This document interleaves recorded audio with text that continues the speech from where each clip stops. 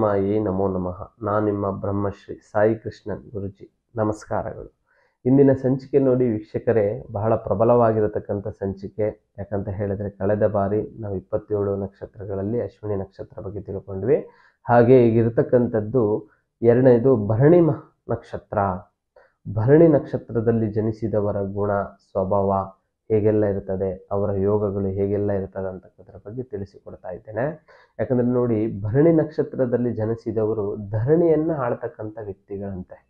ಯಾಕಂದರೆ ಭರಣಿ ನಕ್ಷತ್ರದಲ್ಲಿ ಜನಿಸಿದವರು ಧರಣಿಯನ್ನು ಆಳುವಂಥದ್ದು ಅಂತ ಮಾತಿದೆ. ಆದ ಕಾರಣ ವಿಶೇಷವಾಗಿ ಈ ನಕ್ಷತ್ರದವರು ಜನಿಸಿದವರು ಬಹಳಷ್ಟು ಪ್ರಬಲವಾಗಿರ್ತಕ್ಕಂಥ ವ್ಯಕ್ತಿಗಳಾಗಿರ್ತಾರೆ. ಮತ್ತು ಈ ವ್ಯಕ್ತಿಯಲ್ಲಿ ಜನಿಸಿದಂಥದ್ದು ಹೇಗಂತ ಹೇಳಿದರೆ ಪ್ರಬಲವಾಗಿ ಮಾತುಗಾರರಾಗಿರ್ತಾರೆ ಇವರು. ಯಾಕಂತ ಹೇಳಿದ್ರೆ ಮಾತಿನಲ್ಲಿ ಎಲ್ಲೂ ಕೂಡ ಸಿಗಾಕೊಳ್ಳೋದಿಲ್ಲ ಇವರು. ಯಾಕಂದ್ರೆ ಅಷ್ಟು ಪ್ರಚಂಡರಾಗಿರ್ತಾರೆ, ಅಷ್ಟು ಬುದ್ಧಿವಂತರಾಗಿರ್ತಾರೆ, ಅಷ್ಟೇ ಜ್ಞಾನವಂತರಾಗಿರ್ತಾರೆ, ಮತ್ತು ಬಹಳ ಅದೃಷ್ಟವಂತರು ಇವರು. ಯಾಕಂತ ಹೇಳಿದ್ರೆ ನೋಡಿ, ಪ್ರಮುಖವಾಗಿ ಬಂದು ಭರಣಿ ನಕ್ಷತ್ರವು ಕೂಡ ಯಮನ ನಕ್ಷತ್ರವಾಗಿರ್ತಕ್ಕಂಥದ್ದಾಗಿರುವಂಥದ್ದು. ಯಮ ಅಂತ ಹೇಳಿದ್ರೆ ಬಹಳಷ್ಟು ದುರಂಕಾರಿ, ಬಹಳಷ್ಟು ಅಹಂಕಾರಿ, ಬಹಳಷ್ಟು ದುರ್ವ್ಯಾಧಿ ಇರತಕ್ಕಂತಹ ಅಂಶಗಳನ್ನು ಒಳಗೊಂಡ ಅವರ ಗುಣ ಸ್ವಭಾವದವರಾಗಿರ್ತಾರೆ. ಯಾಕಂತ ಹೇಳಿದ್ರೆ ಇವರು ಪ್ರಬಲವಾಗಿರ್ತಕ್ಕಂಥದ್ದು, ಎಲ್ಲರ ಒಡನೆ ಬಹಳ ಆಕರ್ಷಣೆ ಕಾಣ್ತಕ್ಕಂಥ ವ್ಯಕ್ತಿಗಳು. ಹಾಗೆ ಇವರ ಇರ್ತಕ್ಕಂತಹ ಸ್ವಭಾವಗಳು ಏನಂತ ಹೇಳಿದ್ರೆ ಬಹಳ ನಿಷ್ಠುರವಾಗಿ ಮಾತಾಡ್ತಕ್ಕಂಥ ಸ್ವಭಾವಗಳು. ಹಾಗೆ ಗುಣಗಳಲ್ಲಿ ಅಂತ ಹೇಳಿದ್ರೆ ಪ್ರಬಲವಾಗಿ ಬಂದು ಯಾರೇ ಇವರನ್ನ ಇನ್ಸ್ಪೈರ್ ಆಗಿ ಬಂದು ಇವರಿಂದ ಬಂದರು, ಕಷ್ಟದಲ್ಲಿ ಏನೇ ಇದ್ರು, ಈ ಕಷ್ಟದಲ್ಲಿ ಪರಿಹರಿಸ್ತಾನೆ ಅಂತ ನಂಬಿ ಬಂದ್ರೂ ಕೂಡ ಯಾರನ್ನೂ ಇವರು ಕೈ ಬಿಡೋದಿಲ್ಲ. ಎಷ್ಟೇ ಕಷ್ಟಗಳಿದ್ದರೂ ಕೂಡ ಅದನ್ನು ಪರಿಹಾರ ಮಾಡಿ ನಿಲ್ಲುವಂಥ ವ್ಯಕ್ತಿಗಳಾಗಿದ್ದಾರೆ. ಆ ಕಾರಣದಿಂದ ಸಾಕಷ್ಟು ಈ ಭರಣಿ ನಕ್ಷತ್ರದವರು ಬಹಳ ಪ್ರಬಲಶೀಲರು, ಬಹಳ ಗುಣಾತ್ಮಕರು, ಬಹಳ ಧನಾತ್ಮಕರು. ಒಂದು ರಾಜಕೀಯ, ಸಂಘ, ಸಂಸ್ಥೆ ಪ್ರತಿಯೊಂದು ಭಾಗದಲ್ಲೂ ಕೂಡ ಬಹಳಷ್ಟು ಮುಂದುವರಿತಕ್ಕಂಥ ವ್ಯಕ್ತಿತ್ವದವರಾಗಿದ್ದಾರೆ.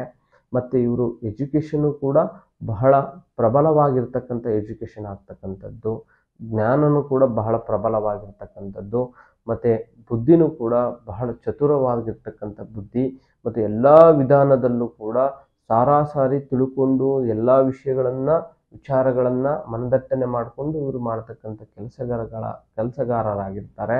ಮತ್ತು ಪ್ರಬಲವಾಗಿ ನೋಡಿ, ಇವರಿಗೆ ಕೋಪ ಬಂತಕ್ಕಂಥದ್ದು ಅಂಶಗಳು ಬಂದರೆ ಯಾರೂ ಕೂಡ ನಿಲ್ಲೋದಕ್ಕಾಗೋದಿಲ್ಲ. ಯಾಕಂತ ಹೇಳಿದ್ರೆ ಹೇಗೆ ಇವರ ಯೋಗದಲ್ಲಿ ಯಾಕಂದರೆ ಪ್ರಬಲವಾಗಿ ಬಂದು ನೋಡಿ, ಗಜ ಅಂದರೆ ಆನೆ ಎದುರುಗಡೆ ಬಂದು ನಿಂತ್ಕೊಂಡ್ರೆ ಹೇಗೆ ಎಲ್ಲ ತಲ್ಲಣ ಆಗ್ತಾರೆ ನೋಡಿ, ಅಂತಹ ವ್ಯಕ್ತಿತ್ವದವರು ಆಗಿರ್ತಾರೆ. ಮತ್ತು ಈ ಭರಣಿ ನಕ್ಷತ್ರಕ್ಕೆ ಬಂದು ಪ್ರಬಲವಾಗಿ ಬಂದು ಮಧ್ಯನಾಡಿ ಆಗುತ್ತೆ, ಮತ್ತು ಪ್ರಾಣಿ ಬಂದು ಗಜ ಆಗ್ತದೆ. ಗಜ ಅಂದರೆ ಆನೆ, ಆಯಿತಾ, ಮತ್ತು ಮನುಷ್ಯಗಣ ಆಗ್ತಕ್ಕಂಥದ್ದಿದೆ, ಆಯಿತಾ.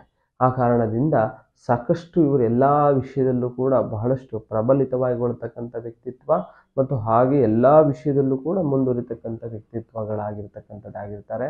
ಮತ್ತು ದುಡುಕು ನಿರ್ಧಾರಗಳಿಂದ, ದುಡುಕು ಅವಸರಗಳಿಂದ, ಯಾಕಂದರೆ ಇವರು ಕೊಟ್ಟಂತಹ ಕೆಲವೊಂದು ಮಾತುಗಳಿಂದ ಇವರಿಗೆ ಕೆಲವೊಮ್ಮೆ ಮುಳುವುಗಳ ಆಗುವಂಥ ಚಾನ್ಸಸ್ಗಳಿರುತ್ತೆ.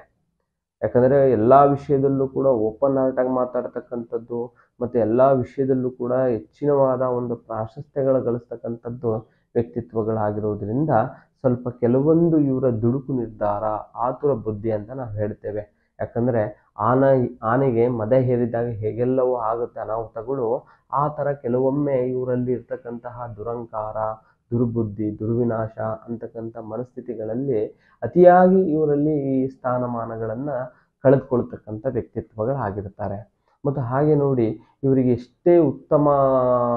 ಎಷ್ಟೇ ಕಷ್ಟ ಬಂದರೂ ಕೂಡ ಬಹಳ ಛಲಗಾರರಂತೆ ಇವರು ಮುಂದುವರಿತಕ್ಕಂಥ ವ್ಯಕ್ತಿತ್ವ. ಏನೇ ಇವರು ಮಾಡಿ ಕಳೆದುಕೊಂಡ್ರೂ ಕೂಡ ಮತ್ತೆ ಪಡೆದುಕೊಳ್ತಕ್ಕಂಥ ವ್ಯಕ್ತಿತ್ವಗಾರು ಆಗಿರ್ತಾರೆ. ಮತ್ತು ಎಲ್ಲ ವಿಷಯದಲ್ಲೂ ಕೂಡ ಬಹಳಷ್ಟು ಗಣ್ಯ ಸ್ಥಾನಮಾನಗಳು ಗಳಿಸ್ತಕ್ಕಂಥ ವ್ಯಕ್ತಿತ್ವದವರಾಗಿರ್ತಾರೆ. ಯಾಕಂತ ಹೇಳಿದರೆ ಪ್ರಬಲವಾಗಿ ನೋಡಿ ಇವರು ಉತ್ತಮ ಅಧಿಕಾರಿಗಳಾಗ್ತಕ್ಕಂಥದ್ದು, ಹಾಗೆ ರಾಜಕೀಯದಲ್ಲಿ ಮುಂದುವರಿತಕ್ಕಂಥದ್ದು, ಹಾಗೆ ಕೆಲವೊಂದು ಇವರು ತೀರ್ಪುಗಾರರಾಗ್ತಕ್ಕಂಥದ್ದು. ಯಾಕಂದರೆ ಜಡ್ಜಸ್ ಆಗಿರ್ಬೋದು, ಲಾಯರ್ಗಳಾಗಿರ್ಬೋದು, ಮತ್ತು ಮೇಲೆ ದಕ್ಷ ಅಧಿಕಾರಿಗಳಾಗ್ತಕ್ಕಂಥದ್ದಾಗಿರ್ಬೋದು ಈ ಭರಣಿ ನಕ್ಷತ್ರದಲ್ಲಿ ಕಂಡು ಬರ್ತಾರೆ. ಐತೆ ಈ ಥರ ಬಹಳಷ್ಟು ಪ್ರಬಲವಾಗಿರ್ತಕ್ಕಂತಹ ವ್ಯಕ್ತಿತ್ವಗಳು ಇವರಲ್ಲಾಗುವಂಥದ್ದು. ಮತ್ತು ಪ್ರಮುಖವಾಗಿ ಏನಂತ ಹೇಳಿದ್ರೆ ಎಲ್ಲ ರೀತಿಯಲ್ಲೂ ಕೂಡ ಇವರೇನಾಗುತ್ತಾರೆ, ಪ್ರಮುಖವಾಗಿ ಬಂದು ಬಹಳಷ್ಟು ಮುಂದುವರಿತಕ್ಕಂತಹ ಮನಸ್ಥಿತಿದವರಾಗಿರುವುದರಿಂದ ಇವರು ಕೆಲವೊಂದು ಸ್ಥಾನಮಾನಗಳಲ್ಲಿ ಬಹಳಷ್ಟು ಹೆಚ್ಚಿನವಾದ ಪ್ರಾಮುಖ್ಯತೆಗಳನ್ನು ಪಡ್ಕೊಳ್ತಕ್ಕಂಥ ವ್ಯಕ್ತಿತ್ವದವರಾಗಿದ್ದಾರೆ. ಹಾಗೆ ನೋಡಿ ಇವರಲ್ಲಿ ಕೆಲವೊಂದು ಗ್ರಹದ ಬಾಧೆಗಳಿಂದ ನಳತಕ್ಕಂಥದ್ದು ಅಂತಕ್ಕಂಥದ್ದು ಹೆಚ್ಚಿನವಾದ ರೀತಿಯಿಂದ ಕಂಟಕಗಳು ಎದುರಾಗ್ತಕ್ಕಂಥದ್ದಿರುತ್ತೆ. ಆ ಒಂದು ದೃಷ್ಟಿ ಬಾಧೆಗಳಿಗೆಲ್ಲ ನಿವಾರಣೆಗಳನ್ನು ಆಗಬೇಕಂದ್ರೆ ಇವರ ಕೈಲಿಂದ, ಯಾರು ಭರಣಿ ನಕ್ಷತ್ರದಲ್ಲಿ ಜನಿಸಿದಂತಹ ವ್ಯಕ್ತಿಗಳು ಏನು ಮಾಡಬೇಕು, ಪ್ರತಿ ಸೋಮವಾರ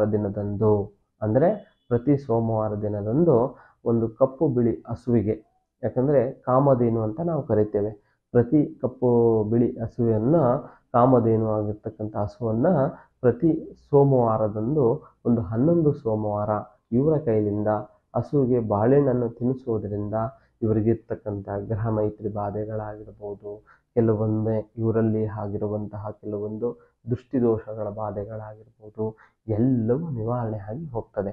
ಈ ಸಣ್ಣ ವಿಧಾನ ಪರಿಹಾರಗಳನ್ನು ಮಾಡಿಕೊಂಡು ಬರೋದ್ರಿಂದ ಇವರ ಆರೋಗ್ಯ ಉತ್ತಮ ಸ್ಥಿತಿಯಲ್ಲಿರುತ್ತೆ, ಹಣಕಾಸಿನ ಉತ್ತಮ ಸ್ಥಿತಿಯಲ್ಲಿರುತ್ತೆ, ಎಲ್ಲ ವಿಧದಲ್ಲೂ ಕೂಡ ಬಹಳಷ್ಟು ಅಭಿವೃದ್ಧಿಗಳು ಕಾಣತಕ್ಕಂಥದ್ದು ಯೋಗಶಾಲಿಗಳು ಇವರಲ್ಲಾಗಿರುತ್ತೆ.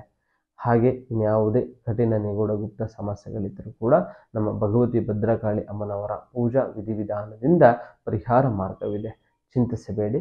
ನಮಸ್ಕಾರ. ಪ್ರತ್ಯಂಗಿರ ಹೋಮ ಭಗವತಿ ತಾಯಿಯ ಸೇವೆಗಾಗಿ ಯಾವುದೇ ರೀತಿಯ ಕಠಿಣ ಸಮಸ್ಯೆಗಳಿಗೆ ಸೂಕ್ತ ಪರಿಹಾರಕ್ಕೆ ಗುರೂಜಿಯವರನ್ನ ನೇರವಾಗಿ ಭೇಟಿ ಮಾಡಲು ಈ ಕೆಳಕಂಡ ವಿಳಾಸದಲ್ಲಿ ಸಂಪರ್ಕಿಸಬಹುದು. ಹಾಗೆ ಪ್ರತಿ ತಿಂಗಳ ಹುಣ್ಣಿಮೆಯಂದು ಮೈಸೂರಿನಲ್ಲಿ ಗುರೂಜಿಯವರಿಂದ 2 ದಿನಗಳ ವಿಶೇಷವಾದ ಪೂಜಾ ಕೈಂಕರ್ಯಗಳು ನಡೆಯುತ್ತವೆ. ಈ ಪೂಜೆಯಲ್ಲಿ ಪಾಲ್ಗೊಂಡು ತಮ್ಮ ಸಮಸ್ಯೆಗಳನ್ನು ಪರಿಹರಿಸಿಕೊಳ್ಳಿ. ಈ ಕೆಳಕಂಡ ಮೊಬೈಲ್ ಸಂಖ್ಯೆಗೆ ಸಂಪರ್ಕಿಸಿ.